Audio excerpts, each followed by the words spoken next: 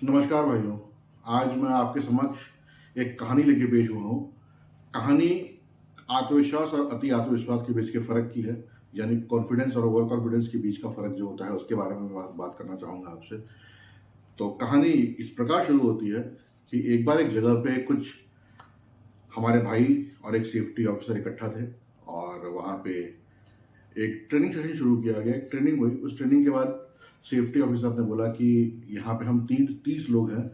हम 30 लोगों के लिए हमने कुछ लड्डू मंगाए हैं।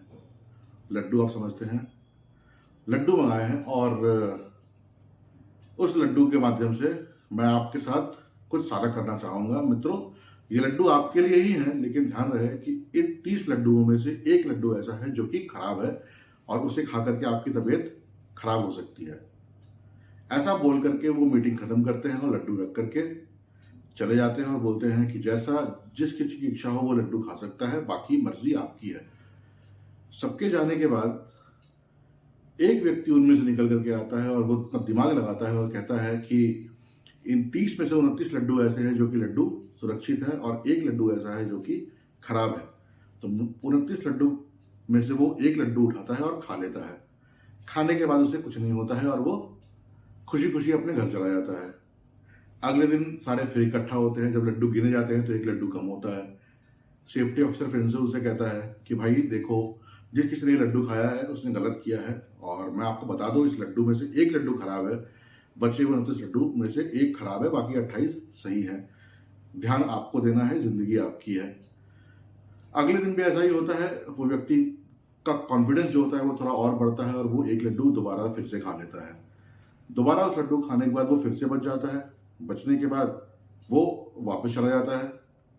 वापस जाने के बाद उसे कुछ नहीं होता है तो उसे और कॉन्फिडेंस मिलता है कि ये 2 लड्डू खा लिया मैंने, मुझे कुछ नहीं हुआ। ऐसे करते करते करते करते वो व्यक्ति 15 लड्डू खा जाता है। 15 लड्डू खाने के बाद उसके अंदर जो आत्मविश्वास होता है, उसके आत्मविश्वास में बहुत बढ़ोतरी आती है और उसकी आत्मविश्वास बढ़ती जाती है। तो एक दिन ये भाई लोग आपस में बात कर रहे होते हैं तो लोग बोलते हैं कि यार कौन ऐसा व्यक्ति है जो ये 15 लड्डू में से सारे 15 लड्डू खा गया, एक करके 15 लड्डू खाते गया और उसे कुछ नहीं हुआ। तो चोरी से वो अपने दोस्त के कान में बोलता है, अरे भाई वो लड्डू मैंने ही खा रहे हैं, मैंने ही खाए 15। 30 में से एक ही खराब है ना, 29 तो ठीक है, 15 तो खा लिए मैंने, मुझे कुछ नहीं हुआ। उसका दोस्त समझाता है, देख भाई ऐसी गलती मत कर, बार बार ऐसी गलती करेगा कौन सा लड्डू खराब निकलेगा तुझे पता नहीं और तुझे दिक्कत हो जाएगी। बोलता है, अरे कुछ नहीं होता है, चलता है। ऐसे करते करते करते करते बात बीतती गई, दिन बीतते गए। वो 28 लड्डू खा गया, उसे कुछ नहीं हुआ। उसका कॉन्फिडेंस एक्सट्रीम लेवल पे पहुंच चुका और वो उसको अभी समझ में आ गया कि मैंने 28 लड्डू खा लिए, मुझे कुछ नहीं हुआ। साहब ऐसे ही मजाक कर रहे थे, शायद अपने लड्डू बचाने की कोशिश कर रहे थे, जिस वजह से उन्होंने हमें ऐसा कहा कि लड्डू खराब है। वो 29 दिन भी आया, लड्डू खा लिया। लड्डू खाने के बाद भी उसको कुछ नहीं हुआ। उसकी कॉन्फिडेंस एक्सट्रीम लेवल पे पहुंच गया और उसने 30वें दिन भी आया और लड्डू खाया। लड्डू खाते ही उसकी तबीयत खराब हो गई।